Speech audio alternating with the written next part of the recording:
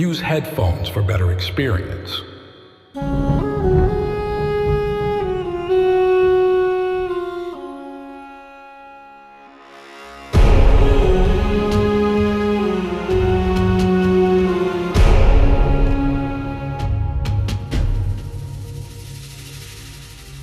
मैं भारत हूं। मेरा जन्म सृष्टि के निर्माण के साथ हुआ था। मैं पिछले युगों में था, इस युग में हूं और आने वाले आदि अनादि काल यानी सभी युग तक रहूंगा। कई सौ वर्ष पहले से इस पृथ्वी पर राज करने की लड़ाई जारी है। इस दौरान मैंने कई सभ्यताओं का उदय और अंत होते देखा। रोम की शान देखी तो यूनान की विशाल शक्ति भी देखी। चाणक्य की शौर्य गाथा देखी तो यहीं मुगल सल्तनत का उदय होता भी देखा। वीरंगनाओं की रक्त रंजित देखी तो महाराणा प्रताप सा सम्राट भी देखा। इसी युग में मैंने ब्रिटिश शासन के सूर्य को ढलते हुए भी देखा। पर मैं निरंतर इन सारी घटनाओं का साक्षात साक्षी रहा, क्योंकि मैं समय के काल को रोक देने वाला भारत हूं। इसीलिए मेरे बारे में मशहूर कवि अल्लामा इकबाल ने कहा है, यूनान, मिस्र, रोम सब मिट गए जहां से, अब तक मगर है बाकी नामो निशान हमारा।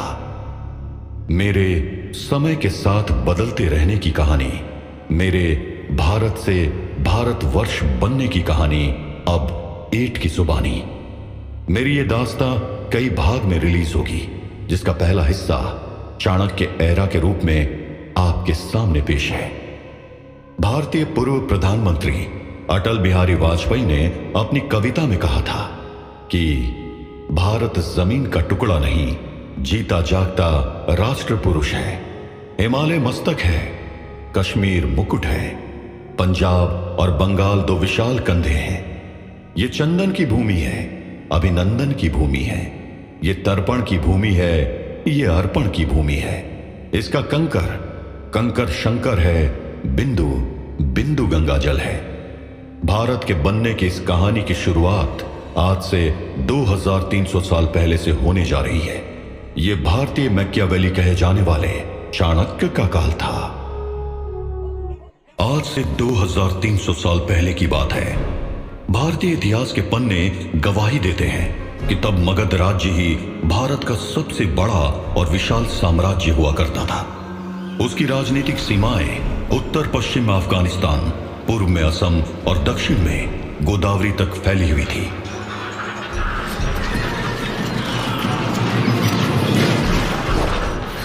जब सिकंदर की नजर दुनिया को आईना दिखाने वाले देश भारत पर पड़ने वाली थी, तभी मगध में नंद वंश के अंतिम महाराज धनानंद का राज चल रहा था। उस समय दुनिया के सामने एक ही चुनौती थी कि आखिर सिकंदर के विजय जुलूस को कैसे रोका जाए। तब आचार्य चाणक्य को ख्याल आया कि अगर सिकंदर को कोई टक्कर दे सकता है और उसे भारत में अगर कोई रोक सकता है तो वो केवल मगध राज्य ही है।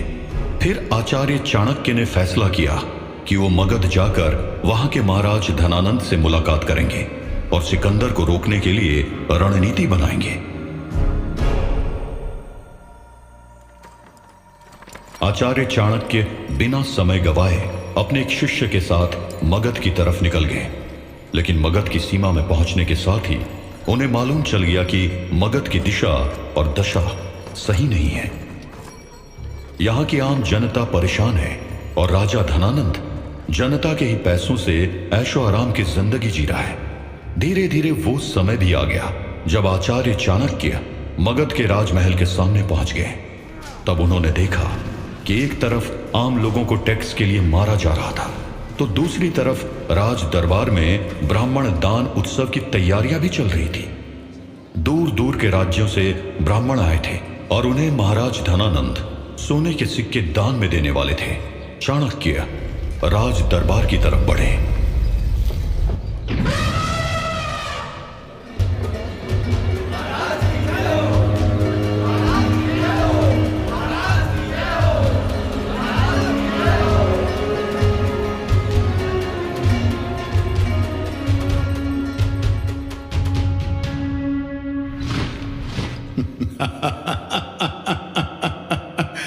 आओ आचार्य, आओ।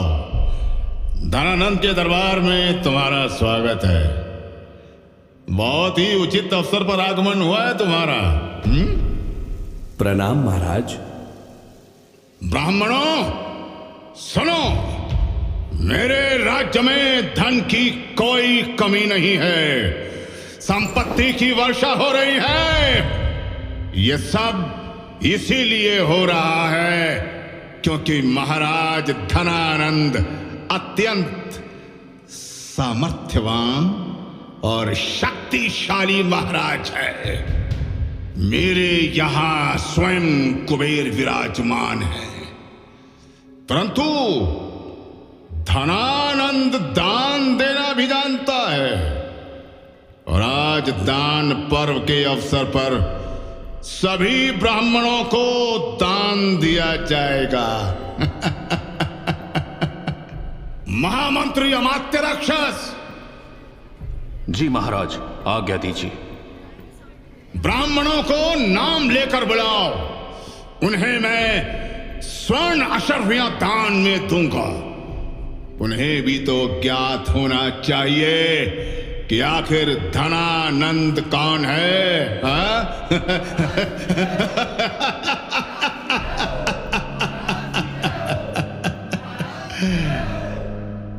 ये ब्राह्मण किसी सामान्य राजा के यहां नहीं आए हैं। ये युग पुरुष सर्वेश्वर महाराज धनानंद के यहां आए हैं।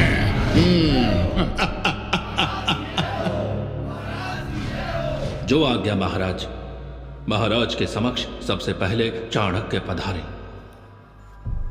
प्रणाम महाराज। आचार्य, ये स्वर्ण अशर्फियां तुम्हें मेरे स्वर्ण काल का स्मरण करवाती रहेंगी। रुकिए महाराज, मैं यहां दान लेने नहीं आया।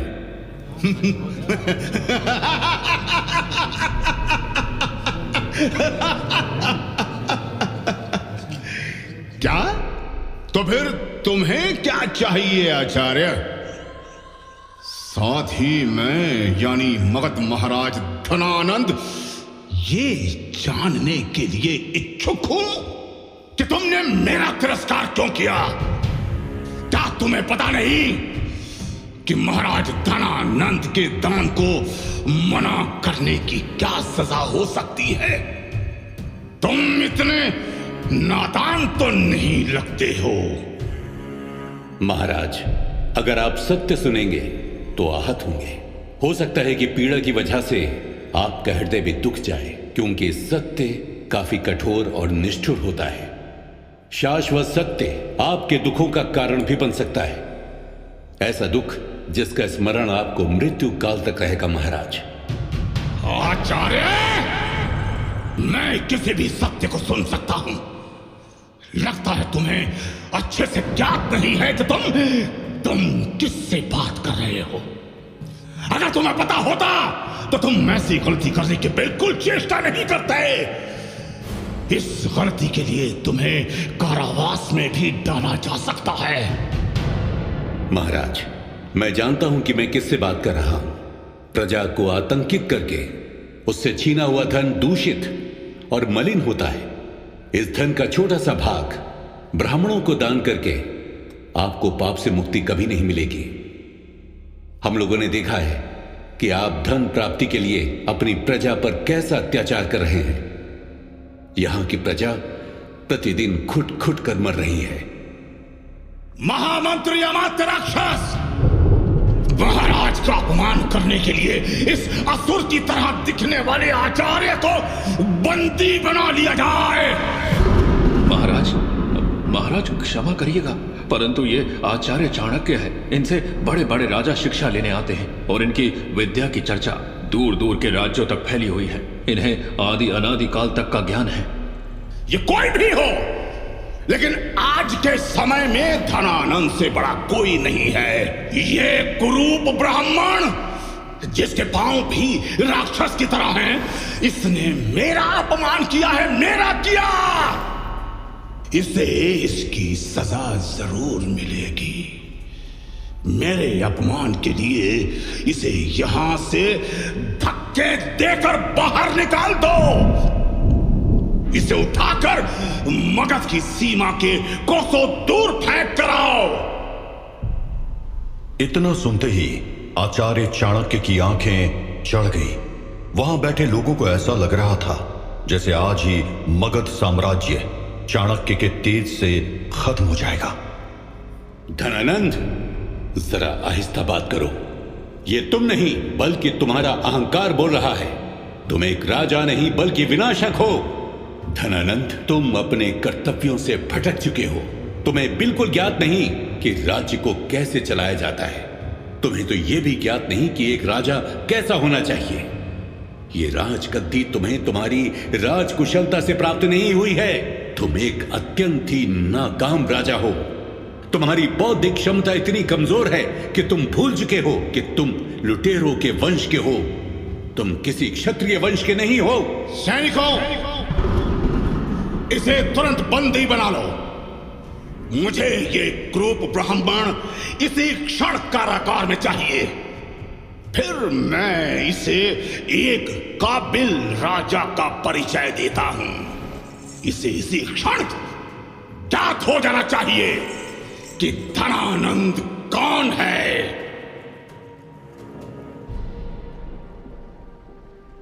चाणक्य ने अपना हाथ उठाया और सैनिकों को रुकने का इशारा किया।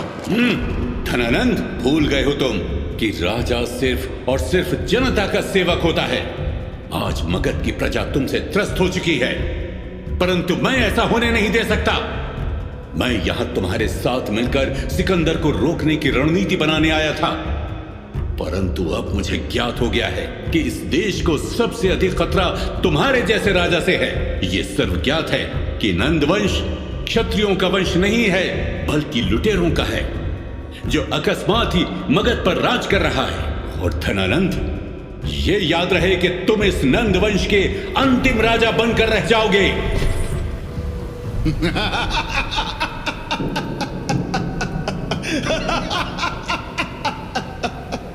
आज के दिन मैं अर्थात चाणक्य अग्नि, आकाश, जल, वायु और अपनी समस्त शिक्षा को साक्षी मानकर यह प्रतिज्ञा लेता हूं कि जब तक तुम्हारा संपूर्ण साम्राज्य का विनाश नहीं कर दूंगा, मगध की प्रजा को तुमसे स्वतंत्रता नहीं दिला दूंगा और एक चक्रवर्ती राजा की खोज करके अखंड भारत की तस्वीर सुनिश्चित नहीं कर दूंगा, तब तक अपनी ये शिखा नहीं बांधूंगा। दरबार में सभी लोग खड़े हो चुके थे। इसके बाद चाणक्य ने दरबार में ही अपनी चोटी को खोलना शुरू किया और जितनी बार उन्होंने चोटी खोलने के लिए हाथ घुमाया, उतनी बार बादल तेज तेज गरज रहे थे।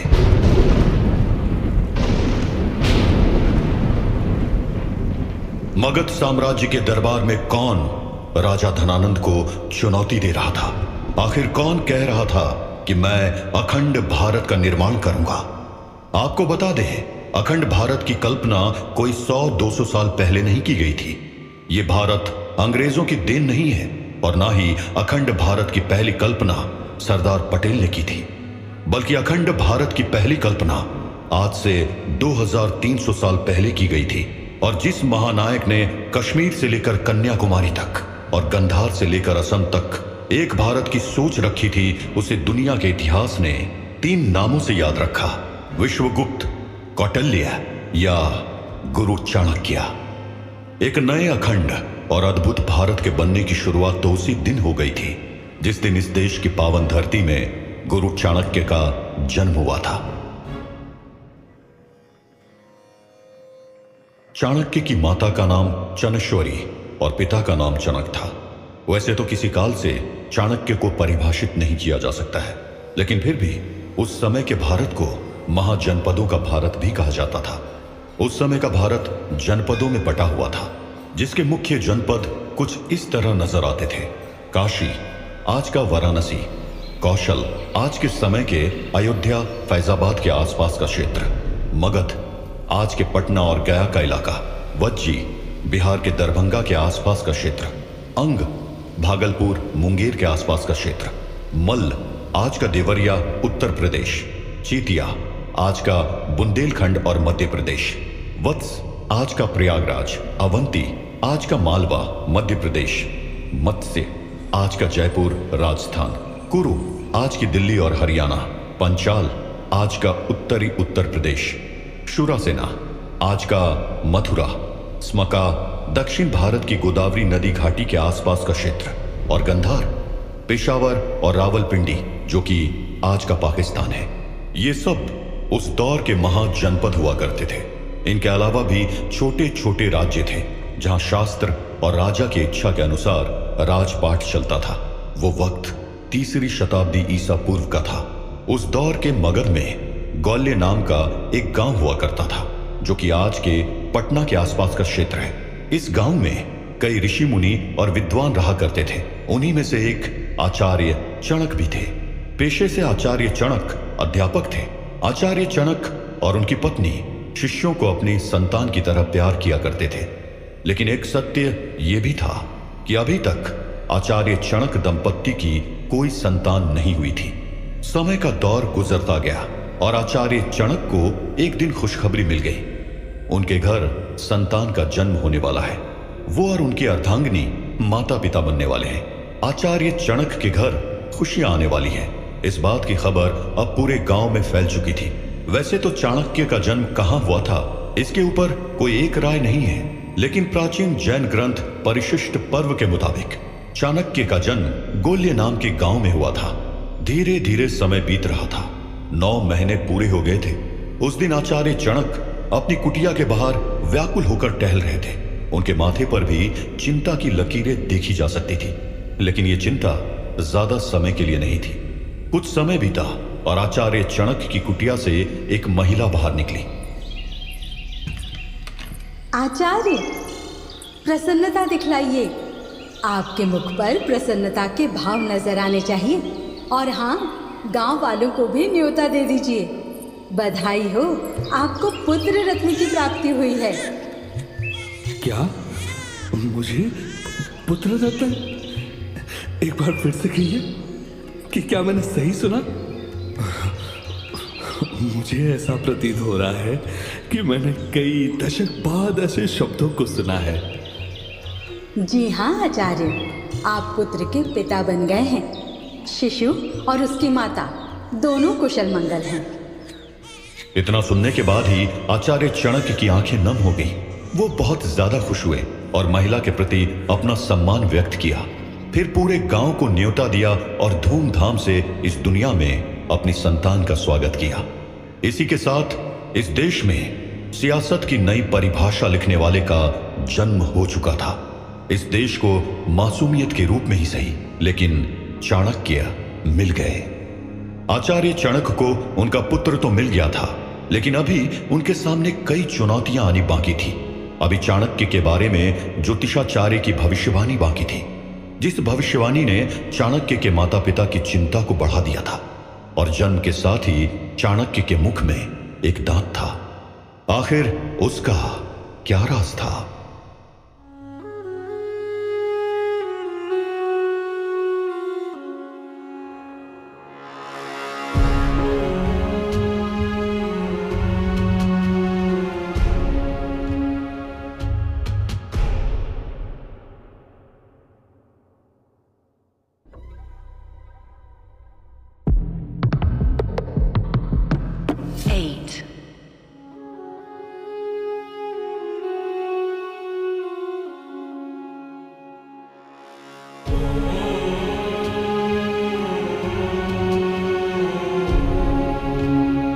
वर्ष में चाणक्य का जन्म हो चुका था।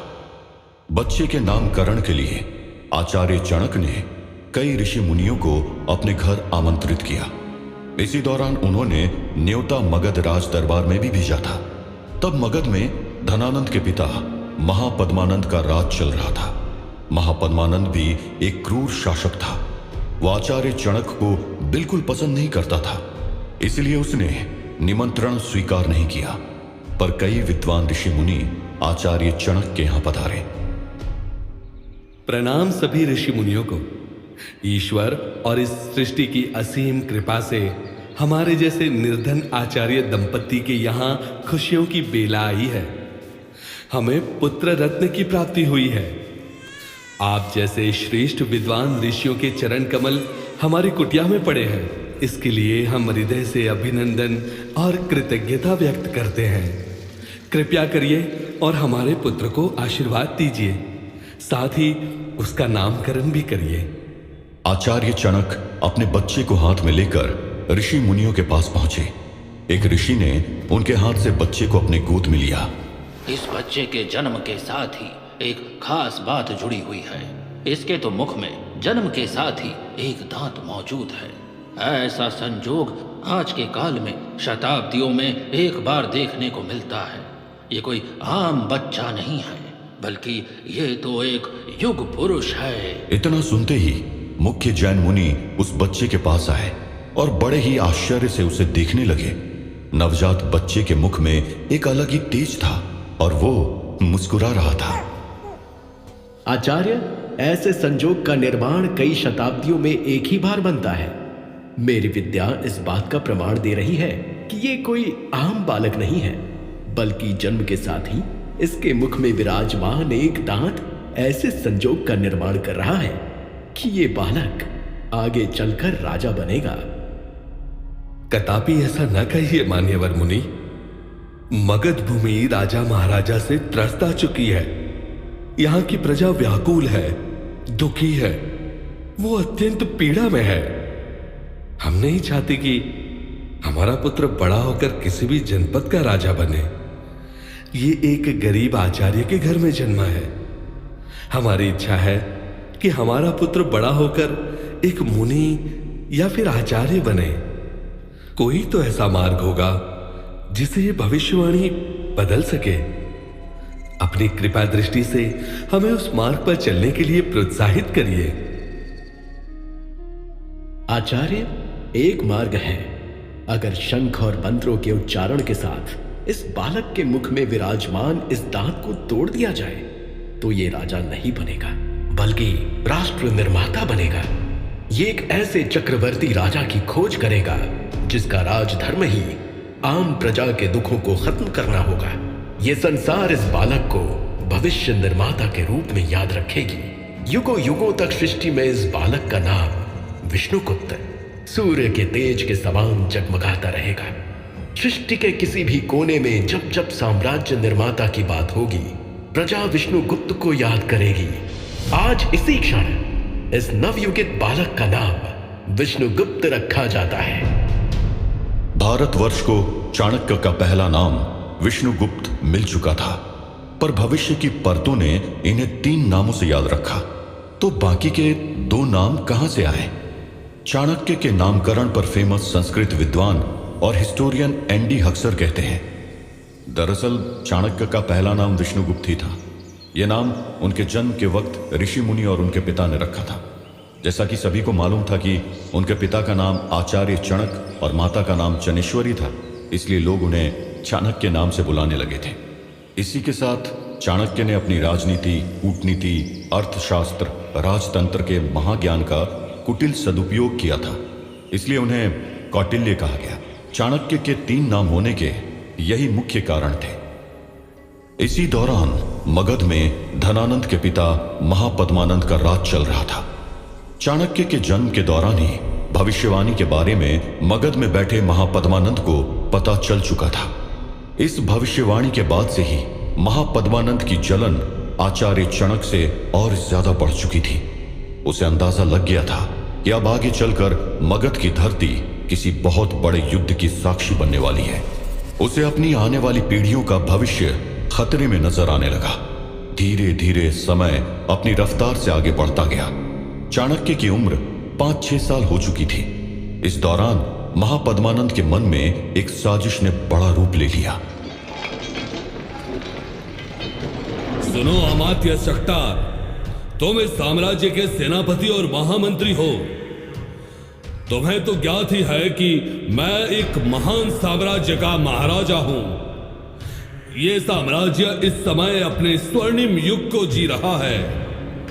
इस साम्राज्य को मेरे पूर्वजों ने स्थापित किया है और यहां पर शासन भी मेरी आने वाली पीढ़ियां ही करेगी। पूर्व में कुछ वर्ष पहले कुछ मुनियों ने भविष्यवाणी की थी कि उस आचार्य चाणक्य के यहां राष्ट्र निर्माता का जन्म हुआ है। जी महाराज, आचार्य चाणक्य को पुत्र रत्न की प्राप्ति हुई है। ऋषि मुनियों ने उस बालक को प्रथम दृष्टि में देखते ही राष्ट्र निर्माता कह दिया था। ऋषि मुनियों ने ही उस बालक का नाम विष्णुगुप्त रखा है। अब तो विष्णुगुप्त बड़ा भी हो रहा है। उसकी शिक्षा दीक्षा का ध्यान आचार्य चाणक्य ही रख रहे हैं। हम भी देखें कितने दिन और वो निर्धन आचार्य अपने पुत्र की शिक्षा दीक्षा का प्रबंध कर पाता है। मुझे ज्ञात है कि वो आचार्य चाणक्य प्रजा में मेरे बारे में तरह तरह की कुटिल अफवाहों का प्रचार प्रसार करता रहता है। मंत्रियों, मुझे यानी महाराज महापद्म को चाणक्य का पुत्र विष्णुगुप्त, फू फू फू, मेरी जीवा से उसका नाम कैसे निकल गया। मुझे उस अल्प बुद्धि चाणक्य का पुत्र आकाश में किसी धूमकेतु की तरह नजर आ रहा है। वो चाणक्य बहुत अल्प बुद्धि का है। वो जरूर अपने पुत्र को शिक्षा देता होगा। अगर मैंने अभी कुछ नहीं किया तो ये धूमकेतु समंदर में उठ रहे तूफान की तरह आएगा और मेरे साम्राज्य से किसी एक की बलि जरूर लेगा। कुछ ऐसा करो कि आचार्य चाणक्य की कहानी हमेशा के लिए समाप्त हो जाए। जब गुरु ही समाप्त हो जाएगा तो शिष्य का भी अस्तित्व विनाश की ओर अग्रसर हो जाएगा। एक तरफ महापद्मानंद इस बात से अनजान था कि उसका सेनापति अमात्य शक्तार आचार्य चाणक्य का मित्र है। उसी के सामने वो चाणक्य के खिलाफ साजिश रच रहा था, तो दूसरी तरफ चाणक्य खुद अपने पुत्र विष्णुगुप्त को शिक्षा दे रहे थे। समय अपनी रफ्तार से बढ़ता जा रहा था। एक रोज बालक विष्णुगुप्त अपने पिता चाणक्य के साथ मगध की सीमा के पास से गुजर रहे थे। पिताश्री, ये सैनिक लोगों को मार क्यों रहे हैं? आज तक आपने मेरा मगध के इतिहास से परिचय नहीं करवाया है। आखिर ये क्रूर शासक महापद्मा यहाँ का महाराजा कैसे बना? इस व्यसन में लीन राजा से प्रजा परेशान हो चुकी है। प्रजा का कोषागृह खाली हो चुका है। अब आम प्रजा के पास धूर्त राजा को देने के लिए कर नहीं है, इसीलिए वो सैनिक लोगों को प्रताड़ित कर रहे हैं। ऐसी व्यवस्था से सिर्फ और सिर्फ आम प्रजा व्यथित और परेशान होती है। हेलो, इसी के साथ अब हम दोनों अपनी कुटिया पहुंच गए हैं। चलो अंदर पुत्र, आज तुम्हारा मगध के इतिहास से परिचय करवाता हूं। पुत्र विष्णुगुप्त, मगध का इतिहास कोई अल्पकाल का नहीं है, बल्कि इस जनपद का इतिहास बहुत शक्तिशाली रहा है। मगध के इतिहास की शुरुआत महाभारत काल से होती है। पिताश्री, महाभारत काल का मगध कैसा था? पुत्र, महाभारत काल में इस जनपद में जरासन का शासन हुआ करता था। उस काल के अंतिम महाराज निपुंजय का वध उन्हीं के मंत्री सुनिक ने कर दिया था, जिसके बाद मगध साम्राज्य की गद्दी पर उस मंत्री सुनिक का पुत्र प्रद्युप्त बैठा। प्रद्युप्त के बाद उसकी 5 पीढ़ियों ने मगध के ऊपर राज किया। पिताश्री, तो क्या आगे भी मगध की गद्दी पर मंत्री सुनिक की ही पीढ़ियों का राज था? नहीं पुत्र, समय आगे बढ़ा और षड्यंत्र करके शिशुनाग मगध की राजगद्दी पर बैठा। 528 ईसा पूर्व का ही वो समय था जब मगध की धरती राजनीति की साक्षी बनी थी। इसी दौर से मगध में राजनीति के उत्थान की शुरुआत हुई थी। इसी वक्त मगध की राजगद्दी पर बिंबिसार बैठ चुका था। बिंबिसार के बाद मगध की राजगद्दी अजातशत्रु के हाथों में गई। अजातशत्रु का एक पुत्र था जिसका नाम सोम्यान था। उसी ने गंगा किनारे पाटलिपुत्र क्षेत्र का निर्माण किया था। पिताश्री, अगर पाटलिपुत्र सोम्यान की देन है तो उसके बाद मगध की धरती पर किसने राज किया था? पुत्र, इसके पश्चात बारी आई नंदवर्धन की। नंदवर्धन विलासितापूर्ण महाराजा था। उसका पूरा जीवन आसपास के जनपदों के राजाओं की स्त्रियों को छीनने में ही चला गया। नंदवर्धन के जीवन में केवल विलासिता ही थी।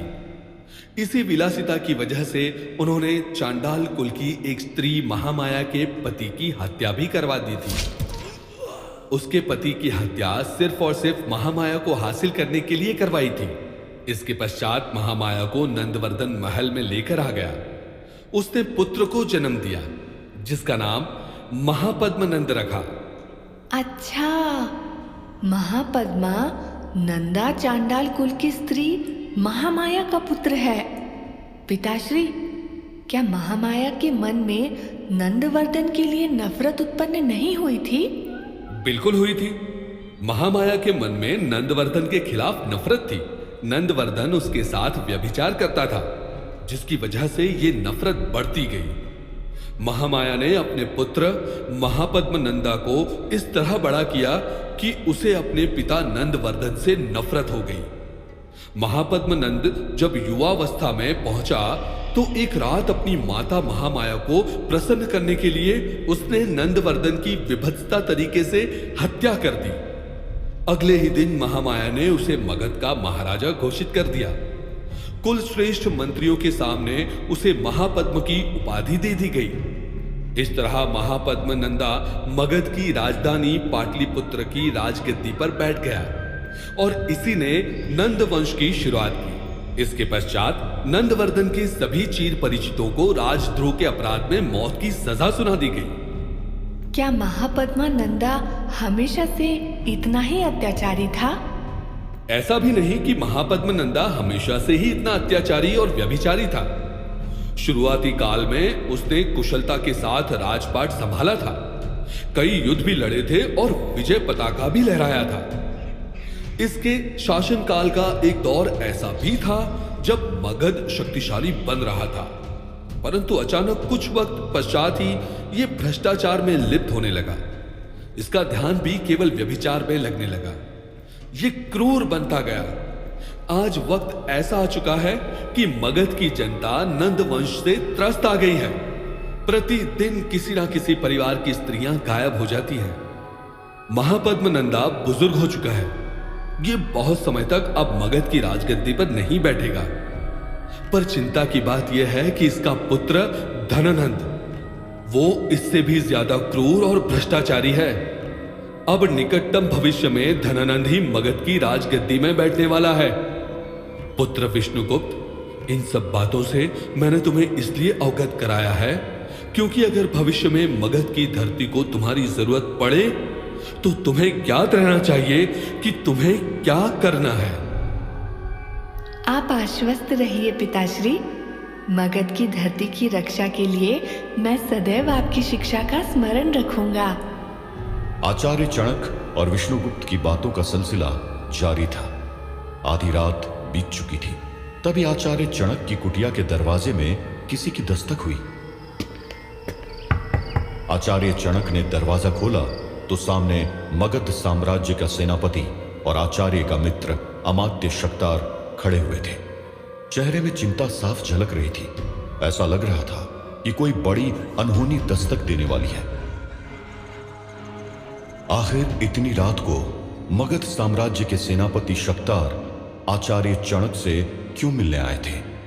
क्या चाणक्य की जिंदगी में कोई बड़ी मुश्किल उनका इंतजार कर रही थी? आखिर क्या होने वाला था अगले कुछ दिनों में जिसने बदल दी थी विष्णुगुप्त की पूरी जिंदगी?